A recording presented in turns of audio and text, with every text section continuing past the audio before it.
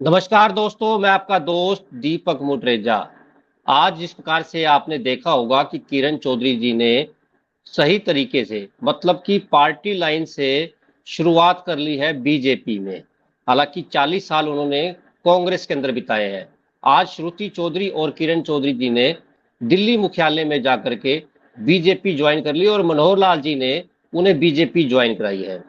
आज हम इसी विषय के ऊपर बातचीत करेंगे कि अब हरियाणा की राजनीति में क्या होने वाला है। हरियाणा की राजनीति किस तरह से चलेगी, क्योंकि विधानसभा का चुनाव भी अब आने ही वाला है, क्योंकि 100 दिन के बाद आचार संहिता लगने वाली है। हमारे साथ अजय मल्होत्रा जी हैं। अजय मल्होत्रा जी वरिष्ठ पत्रकार है और आज हमारे साथ लाइव जुड़े हैं। सर, आपका बहुत बहुत स्वागत है। सर, क्या कहेंगे? आपने देखा होगा कि किरण चौधरी जी आज जो है ज्वाइन करेगी बीजेपी।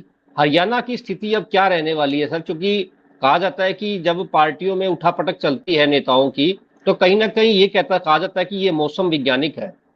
जहां लगता है कि जीत होगी तो वहीं भागते हैं। अब की बार क्या स्थिति रहने वाली है? और किरण चौधरी जी बीजेपी में शामिल हुई हैं, क्या मानते हो सर, क्या स्थिति रहने वाली है? देखो, आज बड़ा इवेंटफुल दिन रहा, खासतौर पे भिवानी की राजनीति को अगर देखें तो किरण चौधरी जी ने, जिन्होंने 40 साल तक कांग्रेस की राजनीति की, आज वे भारतीय जनता पार्टी में शामिल हो गई। और चौधरी बंसीलाल की जो कोठी है, जो उनकी पुरानी धरोहर है घर की, आज उस पर भी दोपहर को कांग्रेस का झंडा उतार दिया गया और वहां पर भारतीय जनता पार्टी का झंडा चढ़ा दिया गया। उस कोठी से भी लोगों की, कईयों की बड़ी इमोशनल भावनाएं जुड़ी रही हैं। तो आज जिस ढंग से नई राजनीति शुरू करी है किरण चौधरी जी ने, वो आगे कैसे उसको लेके जाएंगी, ये तो चलो वक्त बताएगा। परंतु आज जो खासियत देखने को एक मिली कि आज मैन ऑफ द मैच मेरे को मनोहर लाल जी दिखाई सारे सीन में। क्योंकि मनोहर लाल जी को जिस प्रकार से वो किरण चौधरी को शामिल करवा रहे थे, श्रुति को शामिल करवाया उन्होंने, मुख्यालय में भी मनोहर लाल जी थे। और ये पहले से ही चर्चा थी कि मनोहर लाल जी चाहते हैं कि किरण चौधरी जी कांग्रेस छोड़ के बीजेपी में आए। मनोहर लाल जी देखो, क्या कुछ भी कहो, राजनीति में जब आए थे उनको कहते थे नौ सीखी है, परंतु अब तो वो चाणक्य से भी आगे निकल गए हैं। ऐसे उन्होंने कहा जा रहा है कि पीएचडी कर रखी है उन्होंने भी राजनीति में। वो पीएचडी से भी आगे निकल गए कि उन्होंने जो हरियाणा की राजनीति के 3 लाल के परिवार हैं, तीनों को अपनी पार्टी में ले आए वो। वैसे गजब आप की देखो, बात है सर ये। सबसे पहले उन्होंने कुलदीप बिश्नोई को पार्टी में शामिल करवाया था।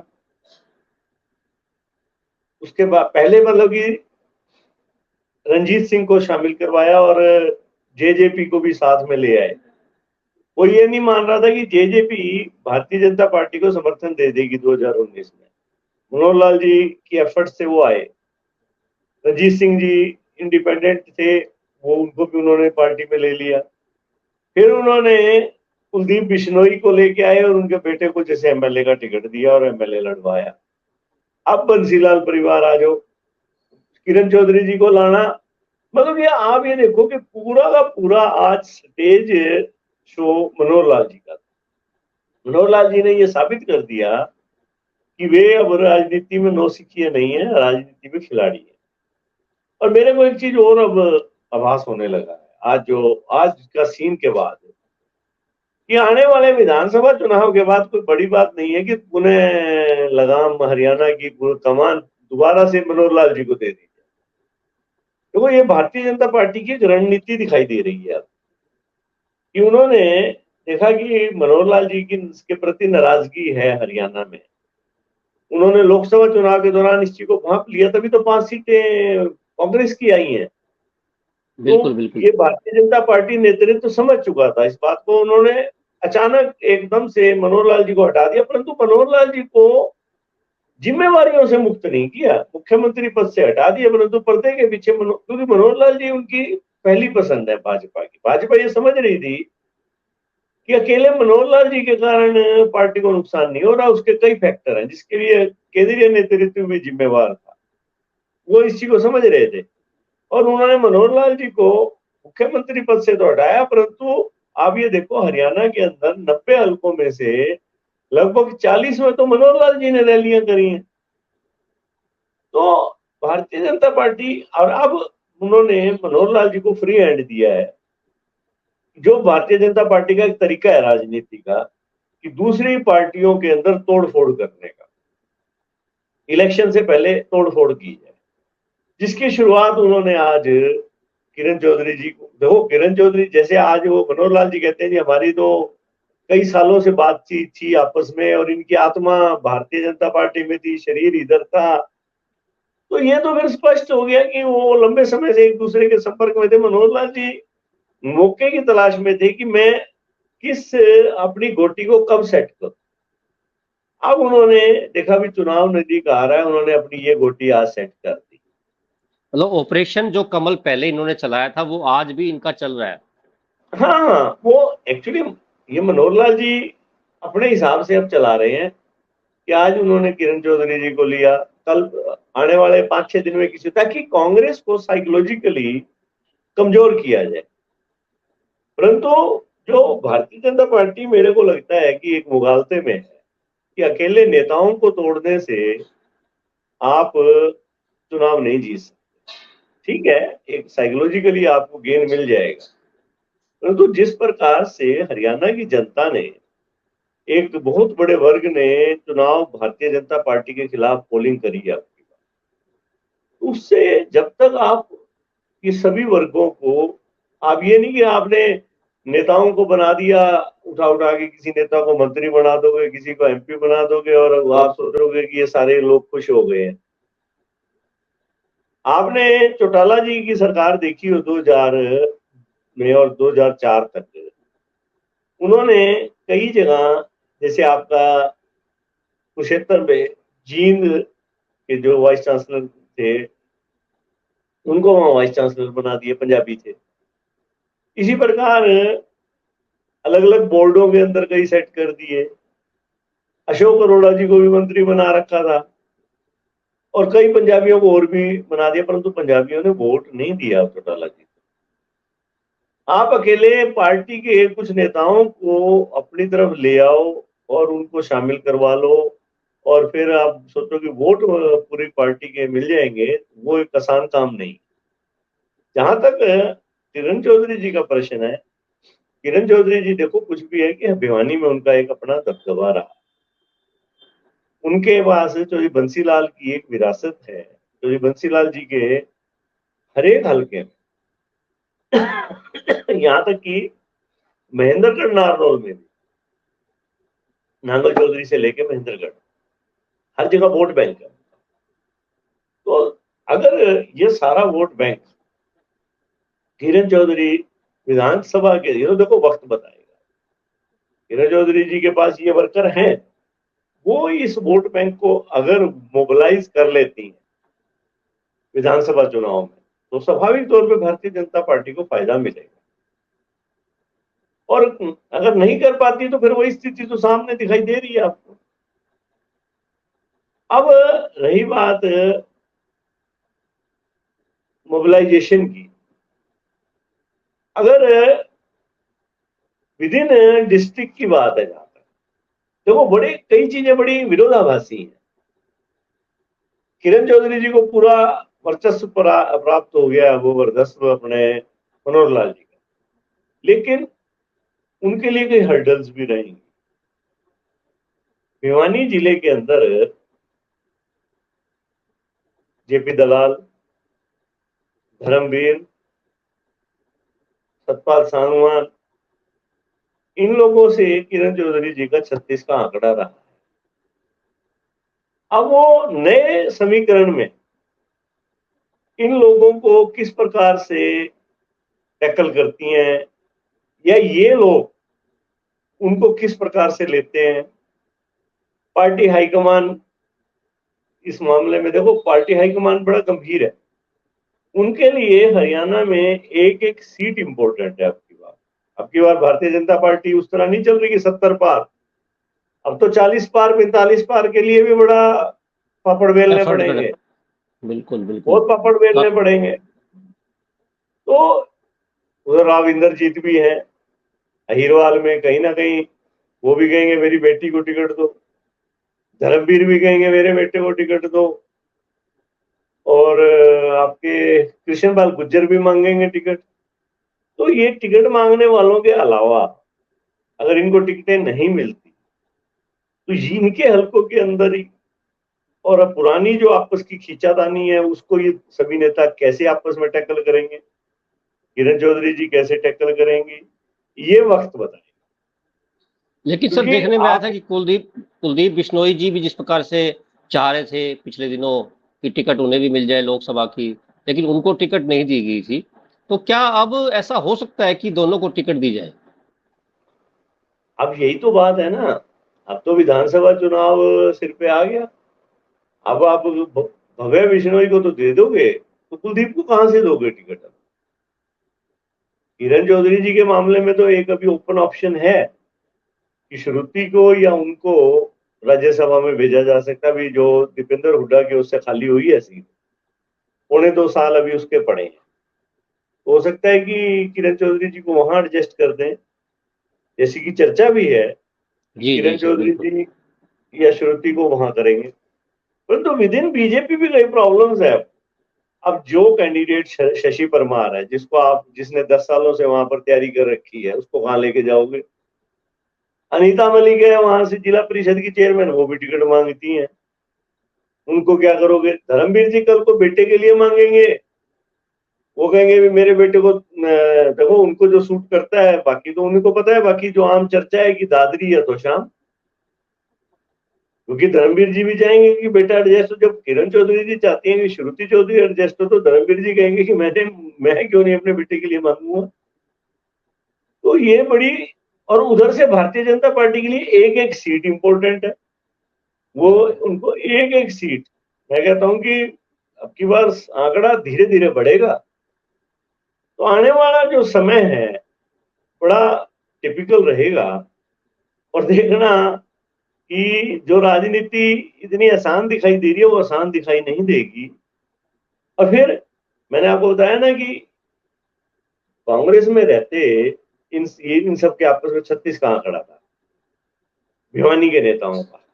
बिल्कुल बिल्कुल। इनके इनके मन कैसे मिलाए जाएंगे? मन मुटाव थे इनके, इनके वैचारिक मतभेद नहीं, इनके मन भेद भी थे। आप उन मन भेदों को कहां से दूर करोगे?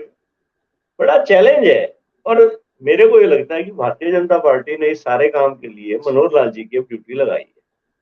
मतलब मनोहर क्योंकि लाल जी को एक मनोहर, रिंग का मास्टर बना करके भेज रखा है।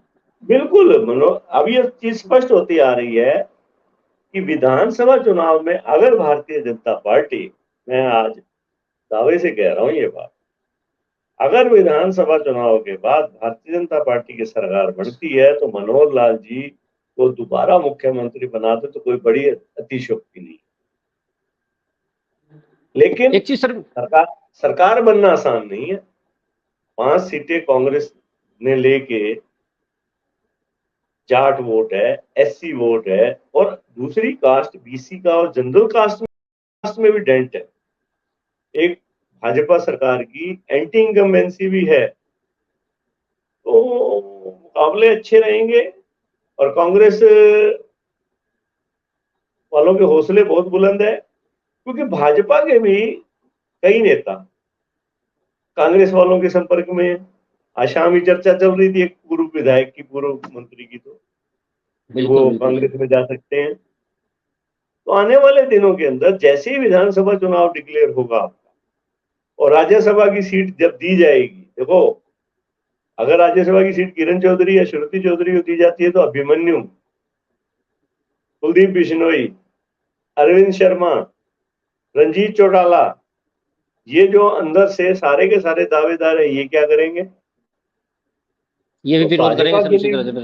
भाजपा के लिए भी बड़ा भारी चैलेंज है कि वो लोग कैसे इसको टैकल करेंगे। एक चीज सर मैं आपसे और जानना चाहता हूँ, तो शाम में जिस प्रकार से अब किरण चौधरी जी बीजेपी में चली गई है, श्रुति चौधरी भी चली गई हैं, एक सीट मान लिया जाए राज्यसभा में दोनों में से किसी को भेज दिया गया, तो शाम की सीट फिर भी इन दोनों में से किसी एक को दी जाएगी, विधानसभा का चुनाव है। ऐसे में क्या लगता है सर आपको, जो बीजेपी की तैयारी कर रहे थे, बीजेपी के जो नेता थे, चाहे शशि रंजन परमार हो, अनिता मलिक जी हो, धर्मवीर जी के पुत्र हो, तो क्या ये कांग्रेस में जा सकते हैं सर? क्योंकि कांग्रेस की सीट अब वहां देखो, खाली है। राजनीति में संभावनाओं से इनकार नहीं किया जा सकता। अब किसी ने क्या सोचा था कि किरण चौधरी जी आसानी से कांग्रेस में जो 40 साल से जो एक आदमी कांग्रेस में और वो भाजपा में चला जाएगा, ये सोचा था किसी ने?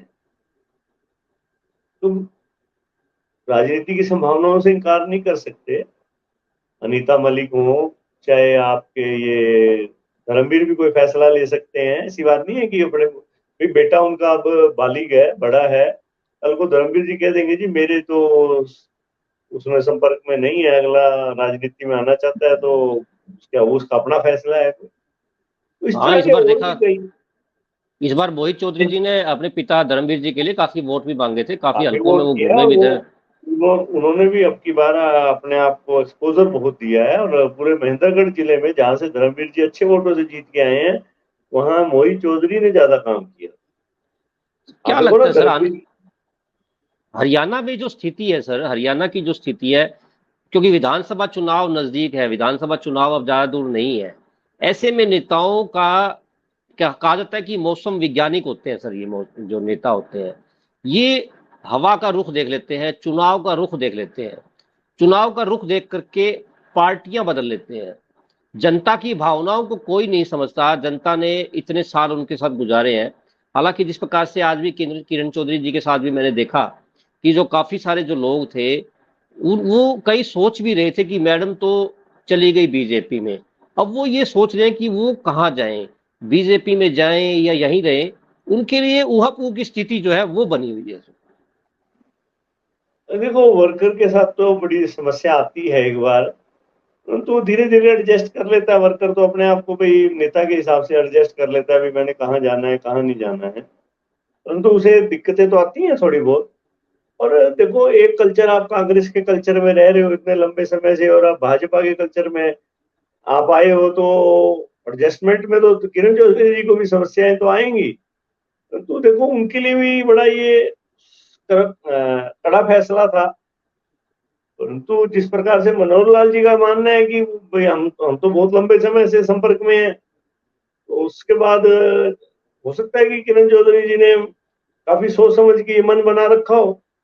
क्योंकि उन्होंने एकदम से तो ये तो है नहीं, आज भूपेंद्र हुड्डा से उन्होंने ये कहा उनकी जागीर है, या भूपेंद्र हुड्डा से आज उनका आमना सामना हुआ है, परंतु मनोहर लाल जी तो कह रहे हैं कि हमारी पहले से बात चल रही थी।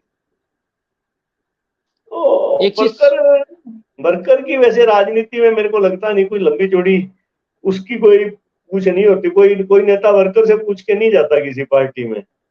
वर्कर को सभी तो यही अपना कहा मतलब, जाता है कि वर्कर को तो यही कहा जाता है कि आप चिंता ना करो, मैं जो भी करूंगा अच्छा करूंगा, तुम्हारे लिए करूंगा। मैं तुम्हारे लिए करूंगा। वर्कर बेचारे की एक, ज्यादा औकात नहीं है। आज जिस प्रकार से सर कुमारी शैलजा जी ने सिरसा के अंदर प्रेस कॉन्फ्रेंस की थी, उन्होंने भी अपनी पार्टी को जो है निशाने पर लिया। उनका कहना था कि किरण चौधरी और श्रुति चौधरी के साथ इंसाफ नहीं हुआ, इसीलिए वो पार्टी छोड़ करके चली गई। हालांकि साथ ही उन्होंने ये भी माना है कि उनके जाने से पार्टी को नुकसान भी होगा। इस तरह का बयान जो है उन्होंने दिया है। इस बयान के क्या मतलब मानते हो सर आप? क्योंकि एसआर की ग्रुप है, एसआर की ग्रुप था ये, अब ग्रुप में से के शब्द जो है वो निकल गया, तो अब जो एस और आर वो रह गया, वो भी लगातार बयानबाजी दे रहा है। यानी कि एसआर की बयानबाजी से कितना फर्क पड़ने वाला है हरियाणा की राजनीति में? वो तो बी जुड़ जाएगा थोड़े दिन में, वीरेंद्र सिंह जुड़ जाएंगे उनके साथ। बाकी देखो, शैलजा ने बड़ा टेक्टिकल बयान दिया है, ये बड़ा सोच समझ के बयान है। उन्होंने ये कहा भी किरण चौधरी को और श्रुति को इंसाफ नहीं मिला। उन्हें ये पता है कि देखो, किरण चौधरी के जाने से और किसी फर्क पड़ा नहीं पड़ा, एसआर के ग्रुप जरूर कमजोर हो गया। अब ऐसे में देखो, रणदीप सुरजेवाला की अपनी एक तरीका है राजनीति का, और वो कोई लंबा चौड़ा उन्होंने कभी कोई बयान नहीं दिया कि मैं मुख्यमंत्री बनना चाहता हूँ या नहीं बनना चाहता। शैलजा बार बार कहती रही है कि मैं हरियाणा की राजनीति में मुख्यमंत्री बनना चाहती हूँ। शैलजा को ये पता है कि अगर अब तुम चुप रहे तो भूपेंद्र हुड्डा ग्रुप हावी हो जाएगा।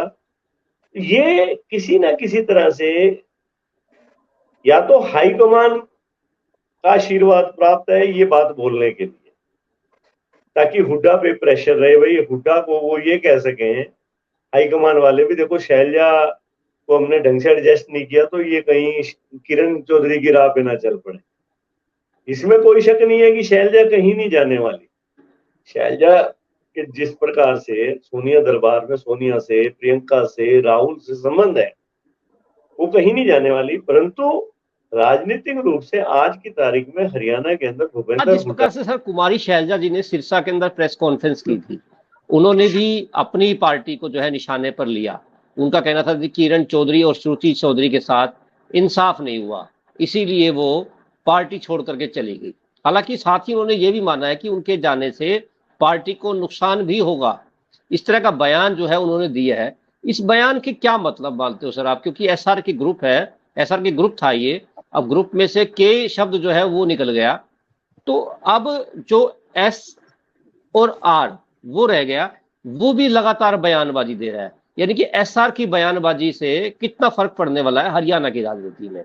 वो तो बी जुड़ जाएगा थोड़े दिन में, वीरेंद्र सिंह जुड़ जाएंगे उनके साथ। बाकी देखो शैलजा ने बड़ा टेक्टिकल बयान दिया है, ये बड़ा सोच समझ के बयान है। उन्होंने ये कहा भी किरण चौधरी को और श्रुति को इंसाफ नहीं मिला। उन्हें ये पता है कि देखो किरण चौधरी के जाने से और किसी फर्क पड़ा नहीं पड़ा, एसआर के ग्रुप जरूर कमजोर हो गया। अब ऐसे में देखो रणदीप सुरजेवाला की अपनी एक तरीका है राजनीति का, और वो कोई लंबा चौड़ा उन्होंने कभी कोई बयान नहीं दिया कि मैं मुख्यमंत्री बनना चाहता हूँ या नहीं बनना चाहता। शैलजा बार बार कहती रही है कि मैं हरियाणा की राजनीति में मुख्यमंत्री बनना चाहती हूँ। शैलजा को ये पता है कि अगर अब तुम चुप रहे तो भूपेंद्र हुड्डा ग्रुप हावी हो जाएगा। ये किसी ना किसी तरह से या तो हाईकमान का आशीर्वाद प्राप्त है ये बात बोलने के लिए, ताकि हुड्डा पे प्रेशर रहे। भाई हुड्डा को वो ये कह सके, हाईकमान वाले भी, देखो शैलजा को हमने ढंग से एडजस्ट नहीं किया तो ये कहीं किरण चौधरी की राह पे ना चल पड़े। इसमें कोई शक नहीं है कि शैलजा कहीं नहीं जाने वाली। शैलजा के जिस प्रकार से सोनिया दरबार में सोनिया से, प्रियंका से, राहुल से संबंध है, वो कहीं नहीं जाने वाली। परंतु राजनीतिक रूप से आज की तारीख में हरियाणा के अंदर भूपेंद्र हुड्डा कंपैरेटिवली ज्यादा मजबूत है इन सब से। तो ऐसे में हुड्डा को काउंटर करने के लिए शैलजा ने ये पासा फेंका है। या तो उसने अपनी तरफ से फेंका है या उसको कहीं ना कहीं से शय प्राप्त है ऊपर से, या आप इस तरह का फेंको ताकि हम हुड्डा को प्रेशर में रख सकें, नहीं तो हुड्डा वन वे चल पड़ेंगे हुड्डा को चेकमेट देने के लिए। इसमें सर जो आज सदस्यता ग्रहण की है किरण चौधरी ने भाजपा की, तो उस दौरान उन्होंने मंच से संबोधन में भी ये कहा है कि काफी मतलब एकदम से जो तैयारियां हुई है, तो मैं कई नेताओं को आज साथ में नहीं लेके आ सकी। तो उन्होंने भी कहीं ना कहीं मंच से इसका इशारा भी दिया सर। तो क्या लगता है कि कितने नेता इसमें जो है फेरबदल कर सकते हैं? एक्चुअली भाजपा के अंदर एक तरीका है, ये नहीं कि आप ले गए किसी को भी शामिल करवा दिया। कुछ नेता ऐसे हैं जो किरण चौधरी जी के तो नजदीक हैं, परंतु उनके जिलों के अंदर जो समीकरण है राजनीतिक, उन उन नेताओं को भाजपा में ले जाने से वहां के जो लोकल भाजपाई हैं वो नाराज हो जाएंगे। तो इसलिए ये नहीं है कि आपने किसी का कह दिया और मान लो फॉर एग्जाम्पल किरण चौधरी जी के बीबी बत्रा, अपने सुभाष बत्रा बहुत नजदीक है, परंतु सुभाष बत्रा अगर वहां जाते हैं तो वहां पर ऑलरेडी मनीष ग्रोवर बैठे हैं। वहां पर रोहतक के अंदर भाजपा और कई नेता बैठे हैं, वो क्यों जाएंगे कि बीबी बत्रा है, ये सुभाष बत्रा है। तो ऐसे ही कहना एक आसान बात है, परंतु लेके जाना पार्टी के अंदर बहुत मुश्किल काम है, क्योंकि वहां के जो लोकल लीडरशिप है वो कितना उनको हजम करेगी या नहीं करेगी, इस पे बहुत डिपेंड करता है। और भाजपा तो कई पैमानों से नाप तोल करती है ना। तो सारे जो है सूत्र बिठाते हैं, रिंग मास्टर पूरी तरीके से चेकिंग करते हैं, सर्वे कराते हैं, उसके बाद ही जो है ज्वाइनिंग होती है। ये तो ऐसे है ना जी, एक बार पेपर एग्जामिनर चेक करेगा, फिर असिस्टेंट हेड एग्जामिनर करेगा, फिर हेड एग्जामिनर करेगा, पेपर कई चेक करते हैं तब लेते हैं, लाने से नहीं लेते। मतदाताओं पर कितना प्रभाव रहेगा सर, क्योंकि कहीं ना कहीं समर्थक जो है हर नेता के साथ में जुड़े होते हैं। तो आज मैंने तो सामने भी कई जो सोशल मीडिया पे जो चैनल है उन पे हमने सर्वे देखा, तो उसमें भी मतदाताओं में, समर्थकों में भी कहीं ना कहीं कुछ नाराजगी भी है। और कई आज भिवानी के अंदर जो है किरण चौधरी की जो कोठी है उसके ऊपर झंडा और डंडा फेंकने की जो है तस्वीरें भी काफी चर्चाओं में रही। तो मतदाताओं पर कितना प्रभाव रहेगा सर इसका? देखो राहुल, ये तो स्पष्ट है कि मैंने पहले भी यही कहा कि किरण चौधरी जी का के पास एक चौधरी बंसीलाल जी का जो पुराना वर्कर है, और हर एक भिवानी महेंद्रगढ़ के हर एक कॉन्स्टिट्यूंसी में, नो कॉन्स्टिट्यूंसी में, चाहे 100 चाहे 500 चाहे 1000 वर्कर उनके पास आदमी हैं। अब ये डिपेंड करता है कि ये तो आने वाला समय बताएगा कि वो उन सबको, अब तक तो वो उनके साथ खड़े थे कांग्रेस में, बिल्कुल सर। भारतीय जनता पार्टी में वो उनको कितना कन्वर्ट कर पाती है, ये अब उनकी आगे, यही तो उन्हीं की परीक्षा है। अब उनको ये, एक तो ये परीक्षा देनी पड़ेगी कि अपने वर्कर, वोटर को लेके जाना। वर्कर तो चला जाएगा, वर्कर तो देखो कोर ग्रुप में होता है, वो चला जाएगा। अपने वोटर को वहां लेके जाना, ये उनकी परीक्षा है। और भाजपा उनको कितना एक्सेप्ट कर पाएगी या कांग्रेस उनको कितना अपनी तरफ अट्रैक्ट करेगी, ये आने वाला कुछ समय अभी अपने को वेट एंड वॉच करना पड़ेगा। महीने 2 महीने लगेंगे, आपको स्थिति सामने आ जाएगी सर।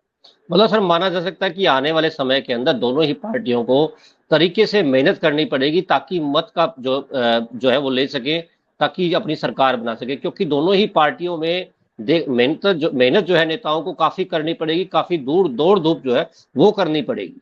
दीपक जी, ये तो स्पष्ट है। आप देखो ना, वो 5-5 सीटें दोनों को आई हैं, 44 और 46% वोट बैंक है, तो मेहनत तो दोनों को बहुत ज्यादा करनी पड़ेगी और साम दाम दंड भेद सब अपनाने पड़ेंगे, तब जाके कहीं नैया पार होगी, नहीं तो कोई टिकट ग्रांटेड। हाँ, इतना जरूर है, जो लोकसभा के परिणाम है उससे कांग्रेस को जो एडवांटेज है वो ये है कि कांग्रेस के नेताओं के, वर्कर्स के हौसले बुलंद।